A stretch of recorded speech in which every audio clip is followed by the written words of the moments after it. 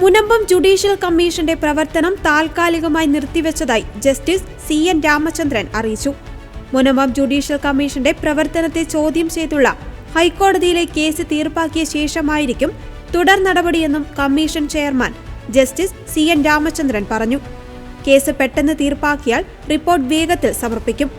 കമ്മീഷന്റെ പ്രവർത്തനം നിയമപ്രകാരമാണെന്നും enquiry act പ്രകാരം തന്നെയാണ് കമ്മീഷൻ രൂപീകരിച്ചിട്ടുള്ളതെന്നും സർക്കാരിന്റെ വശം സർക്കാർ പറയുമെന്നും ജസ്റ്റിസ് CN രാമചന്ദ്രൻ പറഞ്ഞു.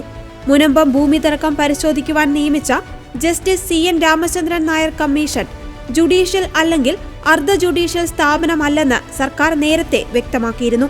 സ്വന്തം ശുപാർശകൾ നടപ്പിലാക്കുവാൻ കമ്മീഷന് അധികാരമില്ലെന്നും സംസ്ഥാന സർക്കാർ ഹൈക്കോടതിയിൽ നൽകിയ മറുപടിയിൽ പറഞ്ഞിരുന്നു.